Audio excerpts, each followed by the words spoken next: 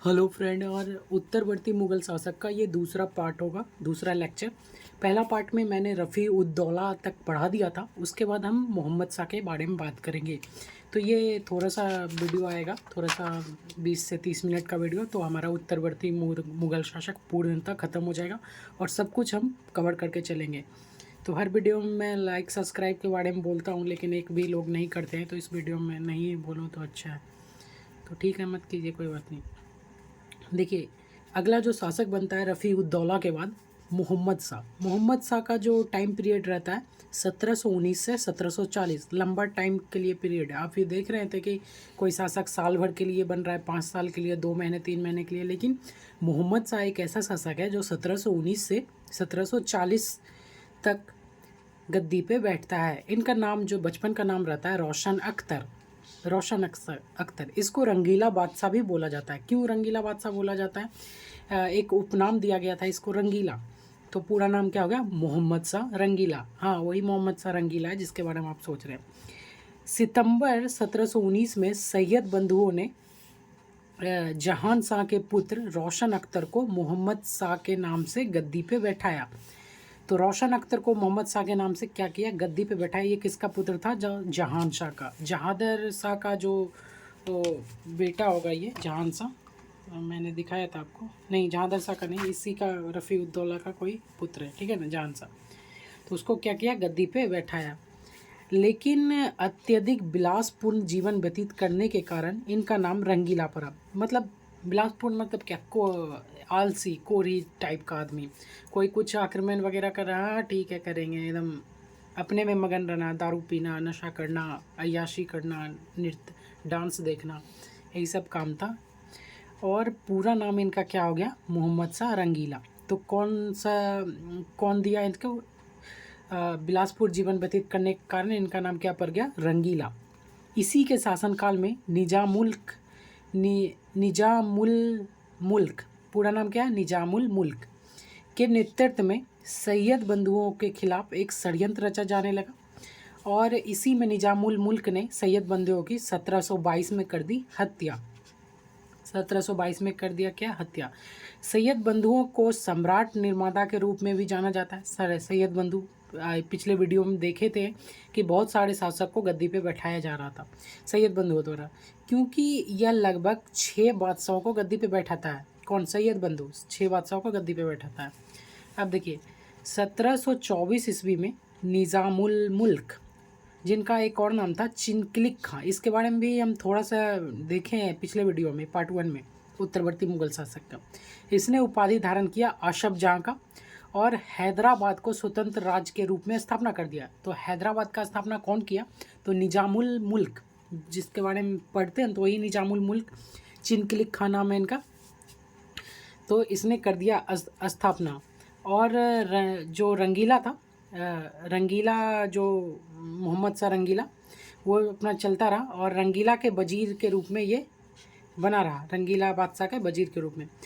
अवध, बिहार, उड़ीसा, राजपूताना सभी राज्य, देखिए थोड़ा दिख रहा है, अवध, बिहार, उड़ीसा, राजपूताना के सभी राज्य अपने आप को स्वतंत्र घोषित करने लगे। जितने भी राज थे अपने आप को स्वतंत्र घोषित करने लगे, क्योंकि जानता था मोहम्मद शाह लड़ाई झगड़ा करेगा नहीं, ऊंची आवाज़ में बात भी नहीं करेगा कि हम अपने आप को स्वतंत्र कर देंगे। तो ऐसे जो मजबूत और कमज़ोर जैसे भी राज थे सब अपने आप को स्वतंत्र करने लगा। मोहम्मद शाह रंगीला के समय में बंगाल के सभी राज्य स्वतंत्र हो गए। भरतपुर के ये सभी अपने राज्य अपने आप को स्वतंत्रता घोषित कर लिए। फर्रुखाबाद में कौन रह रहा था उस समय? मोहम्मद शाह रंगीला, ठीक है ना। एक नाम है शहादत खां। शहादत खां ने अवध में स्वतंत्रता की घोषणा कर दिया। मुगल के पास केवल दिल्ली आगरा बचा था, दिल्ली आगरा और फर्रुखाबाद आगरा में के आसपास, ये आपको पता है। 1720 ईस्वी में जजिया कर को पूर्ण रूप से समाप्त कर दिया। बहुत जगह आपको जजिया कर दिखाया था मैंने कि इसने समाप्त किया, इसने समाप्त किया, लेकिन जो औरंगजेब ने स्टार्ट किया था जजिया कर को, तो बहुत जो उत्तरवर्ती मुगल शासक ने उसको बंद कराया, लेकिन पूरी तरीके से बंद नहीं करवा पाया। क्या कारण रह गया पूरी तरीके से बंद नहीं कर पाया? कि उसकी नाकामी रह गया। लेकिन मोहम्मद शाह रंगीला एक ऐसा मुग़ल लास्ट बादशाह था जिसके समय जजिया कर पूर्ण रूप से समाप्त हो गया। इसके बाद आपको जजिया कर नहीं दिखेगा। तो सबसे पहले जजिया कर कौन लगाया था और सबसे बाद में मतलब जजिया कर को कौन बंद करवाया, तो आप ध्यान दीजिएगा यहाँ पे थोड़ा।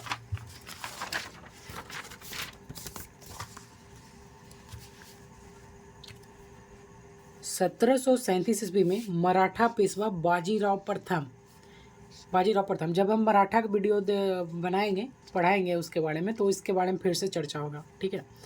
मराठा शक्ति के प्रदर्शन के लिए 500 घुड़सवार के साथ दिल्ली पर चढ़ गया, मात्र 500 घुड़सवार के साथ दिल्ली पर चढ़ गया और मुग़ल साम्राज्य से अलग स्वतंत्र होने वाले राज्य बंगाल में मुर्शिद कुली खां, अवध में शहादत खां, हैदराबाद में निजामुल मुल्क, भरतपुर मथुरा में बदन सिंह और फरुखाबाद में वंगश नवाब खान, ये सब से जाके सबको स्वतंत्र घोषित करे मात्र 500 घुड़सवार के साथ। और मोहम्मद शाह रंगीला खोखा भी नहीं, आवाज़ तक नहीं उठाया कि राज्य स्वतंत्र हो रहा है, होने दो, साला कोई मतलब नहीं। तो इन सब को जाके स्वतंत्र करवा दिया जाके। मोहम्मद शाह के शासनकाल में फारस के एक शासक था जिसको ईरान का नेपोलियन, फारस कहाँ है ईरान में, तो ईरान का नेपोलियन बोला जाता था। नादिर शाह 1739 में आक्रमण कर दिया और उस समय राजा कौन था, मोहम्मद शाह रंगीला। तो मोहम्मद शाह रंगीला तो युद्ध लड़ता नहीं था, डर के रहता था, लेकिन जब हमला कर दिया तो जाना पड़ेगा मोहम्मद शाह रंगीला को। और ये युद्ध होता है हरियाणा में करनाल के पास, करनाल के युद्ध के नाम से जाना जाता है इसको, जिसमें मोहम्मद शाह की हो जाती है हार के। अब देखिए क्या होगा। और देखिए ईरान का नेपोलियन नादिर शाह को कहा जाता है, तो आप बताएंगे कि भारत का नेपोलियन किसे कहा जाता है, भारत का नेपोलियन किसे कहा जाता है, तो अगर ध्यान नहीं है तो मैं बता दूं, समुद्रगुप्त को कहा जाता है, ठीक है। नादिर शाह ने 1736 में फारस की गद्दी संभालना शुरू ही किया था। 1736 पे गद्दी पे बैठा और 1739 पे भारत पे आक्रमण भी कर दिया। अब देखिए 1739 में भारत पे आक्रमण कर दिया और किस लिए आक्रमण किया, तो धन लूटने की आशा से आक्रमण किया था। स्टोरी क्या है कि कहा जाता है कि नादिर शाह को दिल्ली के जनता और छोटे सूबेदारों ने मोहम्मद शाह पर हमला करने के लिए आमंत्रित किया। मुग़ल बादशाह मोहम्मद शाह दिन भर नर्तकों का नाच देखना, शराब पीना, जुआ खेलना, भोग विलास करना, यही सब काम करता था। समाज शासन प्रशासन नहीं हो पा रहा था उससे। दिल्ली सल्तनत की स्थिति बहुत ही दयनीय हो चुकी थी। तो वहाँ के जनता ने नादिर शाह को इनवाइट किया, ऐसा स्टोरी में कहा गया है। नादिर शाह ने 1738 में 36 पे गद्दी पे बैठा 1736 में, लेकिन 38 में वो निकल पड़ा 37 में, तो 38 में गजनी पहुंचा और गजनी को जीत लिया। नादिर शाह ने 1738 में काबुल को भी अपने अधिकार में कर लिया। काबुल का जो नासिर खां था वो सरेंडर कर दिया था, युद्ध लड़ा और पहले तो युद्ध लड़ा, उसके बाद सरेंडर करके भाग गया, ठीक है। आगे पेशावर को भी जीत लेता है, सिंध पार करके सीधे लाहौर आ गया। लाहौर के मुग़ल सूबेदार को भी हरा देता है। इतने समय तक मुग़ल रंगीला कोई सेना आगे नहीं आया। देखिए नादिर शाह कहाँ से, ईरान से चल के पेशावर पहुँच गया। मोहम्मद शाह का कोई भी सेना आगे नहीं आया और ना ही मोहम्मद शाह ही आया और ना ही किसी को भेजा। जब नादिर शाह भारत में घुस गया, हरियाणा पहुँच गया, करनाल आ गया, तो मोहम्मद शाह रंगीला को लगा कि अब कुछ करना चाहिए, तो चलो चलते हैं। तो रंगीला ने सोचा कि अब हम ही को जाना पड़ेगा, युद्ध के लिए जाना पड़ा। इसके साथ मीर बख्शी, जिसको खाने दौरान कहा जाता था, निज़ाम मुल्क और सदा खां, तीनों को साथ लेके गया युद्ध करने कि चलो देखते हैं क्या होता है। तुरंत एक दिन का भी युद्ध नहीं हुआ और निज़ाम मुल्क सदादत खां और मीर बख्शी इन और मोहम्मद शाह, तीनों को शाही सेना को हरा दिया गया नादिर शाह द्वारा। नादिर शाह जीत जाता है और इसमें मीर बख्शी खाने दौरान की हो जाती है मृत्यु। मोहम्मद शाह तुरंत पैर पकड़ लेता है नादिर शाह का और बोलता है कि हम ये इस युद्ध को करनाल के युद्ध के नाम से जाना जाता है। पैर पकड़ के बोलता है कि हम आपको 50 लाख का हर्जाना देते हैं, आप हमको छोड़ दीजिए, ठीक है ना। तो नादिर शाह आया था किस मकसद से, पैसे के मकसद से, तो 50,000 लेता है और संधि के लिए तैयार हो जाता है। 50 लाख हर्जाने देने के बाद वादा किया और नादिर शाह मान गया, ठीक है ना, फारस जाने को कि हमको छोड़ दिए।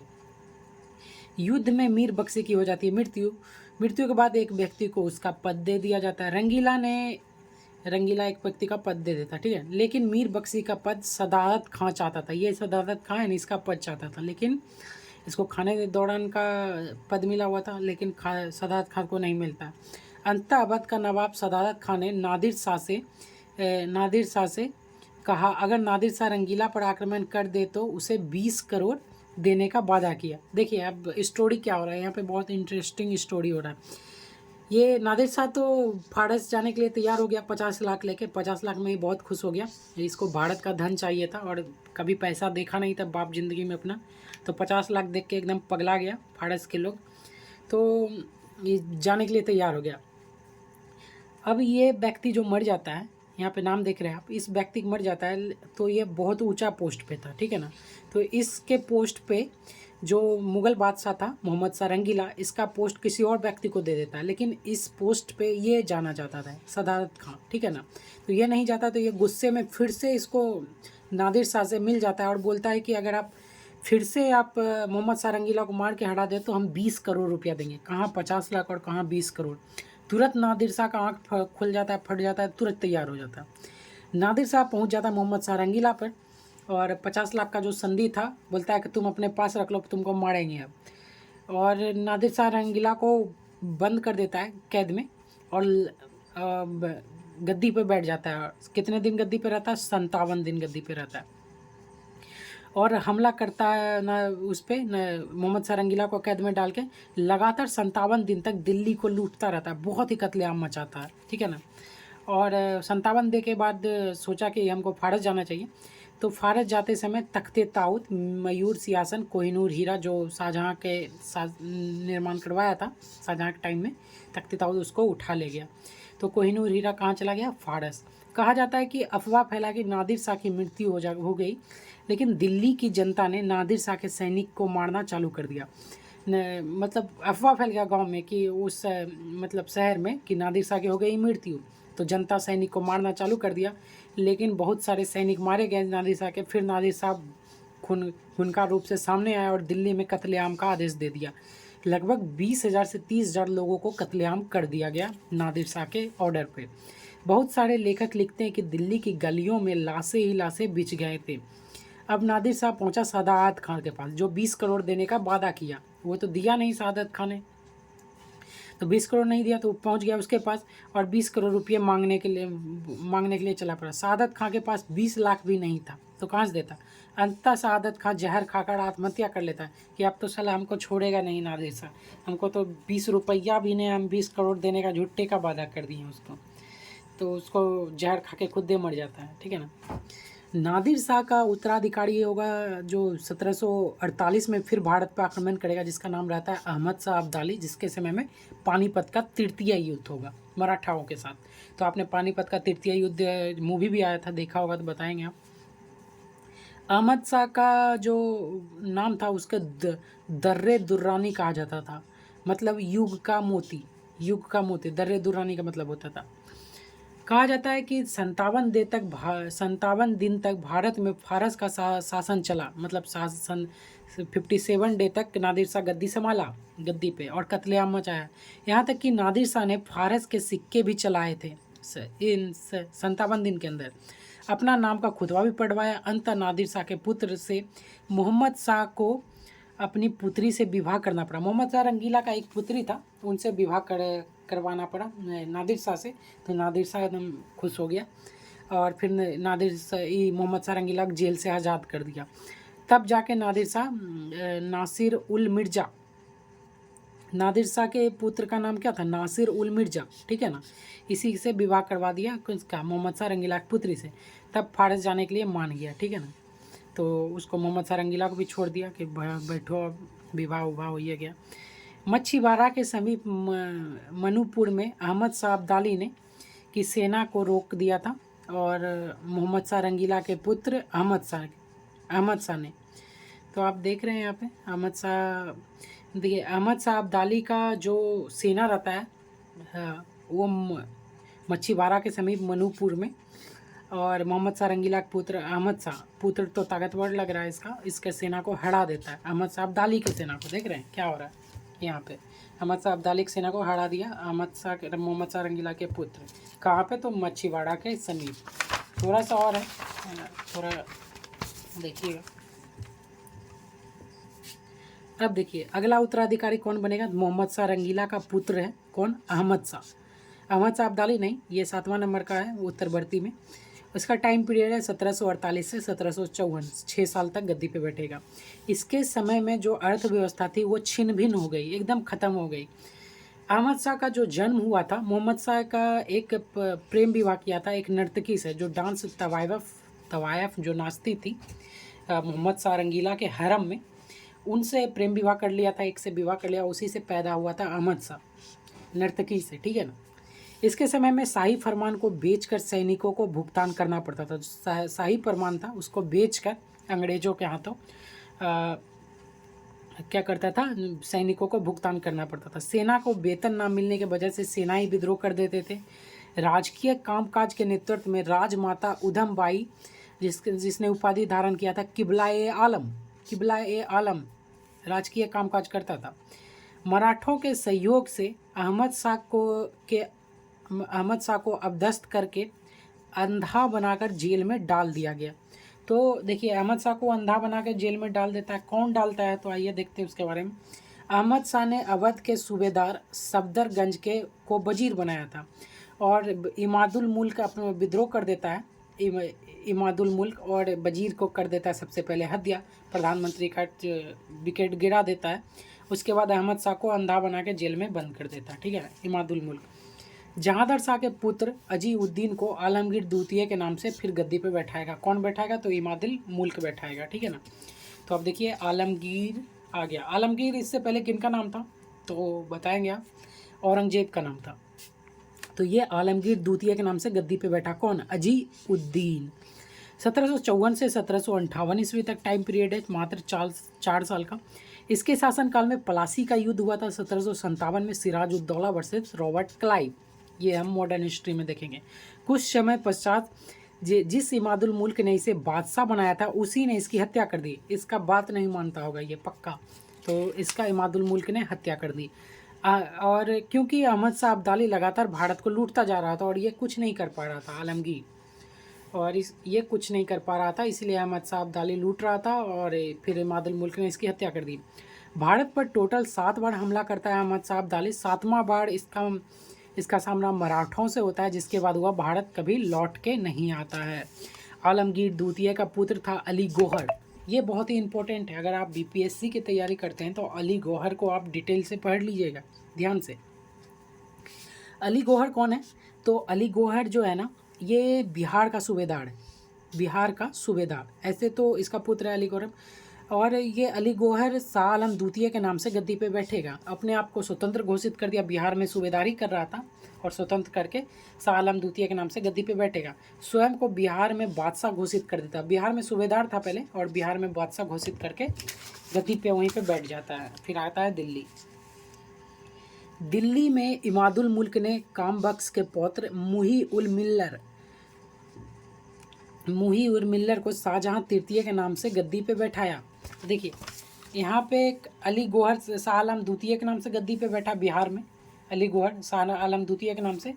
और यहाँ पे दिल्ली में क्या हो रहा है? दिल्ली में देखिए वहाँ स्वतंत्रता घोषणा कर दिया अली गौहर, और दिल्ली में, बिहार में स्वतंत्रता घोषणा कर दिया, और दिल्ली में मुही उल मिल्लर ने शाहजहां तृतीय के नाम से गद्दी पे बैठ गया, बादशाह के नाम से घोषित हो गया।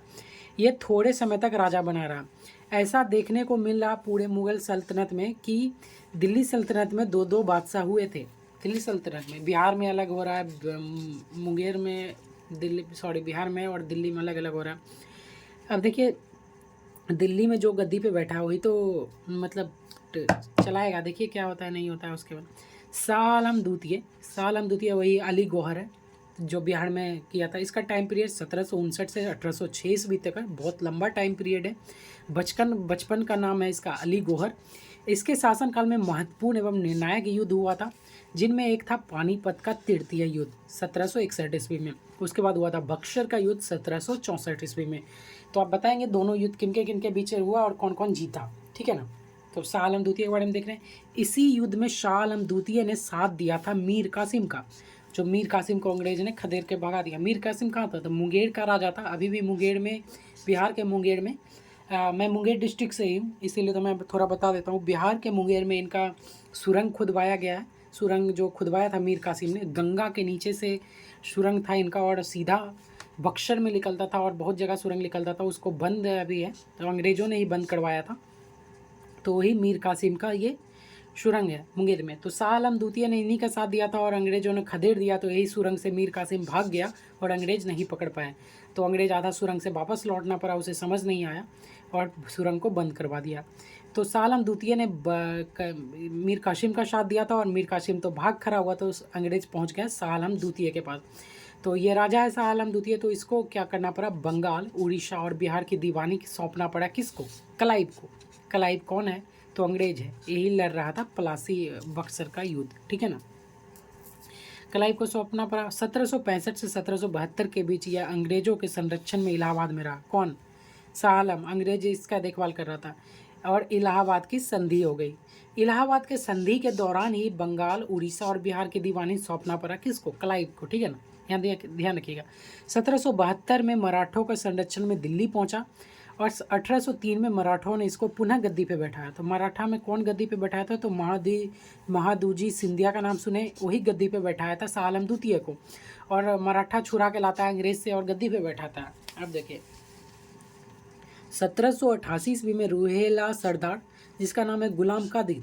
गुलाम कादिर क्या करता है? 1788 में शाह आलम द्वितीय को अंधा बना देता है और जेल में रखता है और 1806 में इसकी हत्या कर देता है। कितने साल बाद? तो इधर 18 साल के बाद 18 साल अंधा बना के रखता है इसको शाह आलम द्वितीय को। उसके बाद कर देता है क्या? हत्या। 1803 ईस्वी में अंग्रेज सेनापति जनरल लोक ने दिल्ली पे पूर्ण रूप से कब्जा कर लिया। तो जनरल लोक याद रखिएगा, आप एग्जाम में पूछता है, क्या नाम है इनका? जनरल लोक, अंग्रेज है ये। और 1803 में क्या किया? दिल्ली पे पूर्ण रूप से हो गया अंग्रेजों का कब्जा। उसके बाद अकबर द्वितीय आता है गद्दी पे। 1806 से 1837 तक इसका टाइम पीरियड है। शाह आलम द्वितीय का पुत्र था। अंग्रेजों के संरक्षक में शासक बनने वाला पहला मुगल बादशाह था। मतलब सारा बागडोर तो था अंग्रेजों के हाथ में, बस उसके नज़र में अंग्रेजों ने इसको शासक बनाया था, कठपुतली जिसको हम कह सकते हैं। तो अकबर द्वितीय जो था अंग्रेजों के संरक्षक में पहला शासक बना था, मुगल शासक। सारा काम अंग्रेजी करता था। अकबर द्वितीय ने राजा राम मोहन राय को राजा की उपाधि दिया था। याद रखिएगा, राजा राम मोहन राय को राजा की उपाधि कौन दिया था? तो अकबर द्वितीय ने। इसी के काल में मुगल सिक्के बंद कर दिए गए 1835 में। तो मुगल सिक्के का क्या हो गया? बंद हो गया, पूरा अंग्रेजी सिक्का चलेगा। बहादुर शाह द्वितीय, इसका उपनाम था जफर, ठीक है ना। जफर नाम था तो इसको बहादुर शाह जफर भी बोला जाता है बहुत जगह। एक तरीके से इसका नाम ये बहादुर शाह जफर, मैं लिख देता हूँ यहाँ पे थोड़ा, सॉरी, यहाँ पे तालब शो होगा। तो बहादुर शाह जफर था, ठीक है ना। इसका टाइम पीरियड 1737 से 1757 तक रहेगा। 1758 में सब विक्टोरिया रानी शाही फरमान जारी करके आई, देखते हैं आगे। ये अंतिम मुगल बादशाह है। कौन? बहादुर शाह जफर।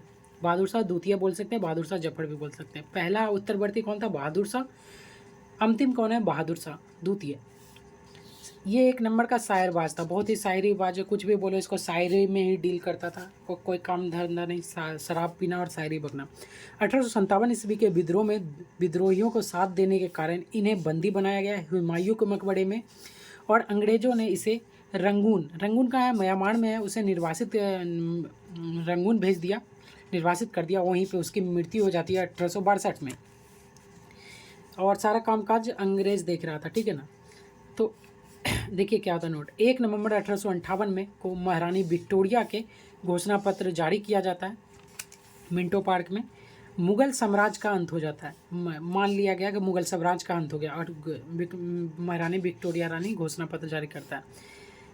इसका एक फेमस गज़ल है, बहादुर शाह जफर का एक फेमस गज़ल है, ना किसी की आँख का नूर हूँ। मतलब शायरबाज था, तो शायरी देखिए क्या लिखा था। ना किसी के आँख का नूर हूँ, ना किसी के दिल का करार हूँ, जो किसी के काम ना आ सकूँ मैं वो बुझता हुआ चिराग हूँ। तो बुझिए गया एक नंबर का, कोई काम का था ही नहीं। तो इस तरीके से हो गया इसका ख़त्म, बहादुर शाह जफ़र का टाइम ख़त्म हो गया और मुग़ल शासक का अंत हो गया। और महारानी विक्टोरिया जो घोषणा पत्र जारी करता है 1858 में शाही फरमान जारी करता है, तो उसके बारे में मॉडर्न हिस्ट्री हम जब पढ़ेंगे तो देखेंगे। तो मुग़ल का पतन हो गया धीरे धीरे, आपने देखा कि इस तरीके से 100-150 सालों में मुग़ल का हो गया पतन। उसके बाद क्या कारण रह गया मुग़ल का पतन होने का, तो दो पार्ट में हम देखेंगे। मुग़ल साम्राज्य के पतन का कारण 1526 से स्टार्ट हुआ था, 1857 में 1857 तक चला। एक पार्ट में 1526 से 1707 जहाँ तक औरंगजेब था, और 1707 से 1858 उत्तरवर्ती मुग़ल शासक। तो देखिए पतन की ओर बढ़ना स्टार्ट हो गया था औरंगजेब के समय में। औरंगजेब के विभिन्न नीतियाँ, इतना कट्टरतापन था उनके, संगीत बंद करो तो नाच गान बंद करो, मतलब शायरी बंद करो, चित्रकारी बंद करो, स्थापत्य कला, कुछ मतलब ध्यान ही नहीं दिया, सबको बंद करवाया। जजिया कर को चालू करा दिया, ये वो। औरंगजेब की कट्टरता एवं छोटापन के कारण भी इसका पतन रहा मुग़ल का में। अयोग्य उत्तराधिकारी, औरंगजेब के बाद एकदम अयोग्य उत्तराधिकारी था, कोई कामकाज का नहीं। मुग़ल दरबार में अमीरों का बढ़ता प्रभाव एवं गुटबंदी, सैन्य दुर्बलता, सैनिक भी था, आर्थिक एवं वित्तीय परिस्थितियों का बिगड़ना, पेशवा के अधीन मराठाओं का उत्थान। उत्तरवर्ती मुग़ल शासक जब आए तो औरंगजेब के समय से ही शिवाजी उफन रहे थे, वो आगे बढ़ रहे थे, और जब उत्तरवर्ती मुग़ल शासक आए तो बहुत ही आगे पेशवा मराठा चला गया, जिससे मुग़ल एक तरीके से दब गया, और अंग्रेज भी आ गए उधर से। नादिर शाह का आक्रमण तो कोहराम मचा दिया, एकदम बेइज्जत हो गया था मुग़ल शासक, सब कुछ उठा के लेके चला गया था। अहमद शाह अब्दाली का आक्रमण, ये भी बहुत तगड़ा चलता रहा 7-8 सालों तक। और दूरदर्शिता की कमी, दूर का सोचता ही नहीं था, बस अपने राज में क्या, अपने राज तक का भी नहीं सोचता था, बस अपने हरम तक का सोचता था उत्तरवर्ती मुग़ल शासक। तो आपने देखा कि किस तरह 1526 से स्टार्ट हुआ मुग़ल टाइम, जो बाबर ने स्थापना किया था, और 1858 में पूर्ण रूप से ख़त्म हो गया। तो मुग़ल साम्राज्य का चैप्टर हो गया द एंड। अब मेरा चैनल को सब्सक्राइब कर दीजिएगा, नहीं कीजिएगा तो क्या ही बोलेंगे, नहीं ये करते हैं, बोलने बेकार है। तो मुग़ल साम्राज्य हमारा ख़त्म हो गया। अगर आप कमेंट करके बताएंगे तो फिर हम अगला टॉपिक लेंगे। शुरू से टॉपिक वाइज पढ़ाएंगे आपको, एंशिएंट, मॉडर्न और मिडिवल, टॉपिक वाइज चलेगा। और ज्योग्राफी भी और पॉलिटिकल साइंस, सबका नोट्स है हमारे पास, तो सबको डिटेल से देखेंगे। इसमें आपका यूपीएससी लेवल तक का क्वेश्चन आराम से सॉल्व हो जाएगा। अब हो गया हमारा मुग़ल उत्तरवर्ती भी ख़त्म हो गया। थोड़ा सा एक मुग़ल का और बचा हुआ है, शासन प्रशासन, स्थापत्य कला, चित्रकला, जो भी है थोड़ा थोड़ा, तो 1 से 2 वीडियो में वो भी ख़त्म हो जाएगा, जिसके बाद मुग़ल पूरी तरीके से ख़त्म हो जाएगा। उसके बाद आपका एक भी क्वेश्चन नहीं छूटेगा। तो 1-2 वीडियो अभी और आएगा मुग़ल के ऊपर। तब तक बने रहिए, पढ़ते रहिए, बढ़ते रहिए। Thank you, bye bye.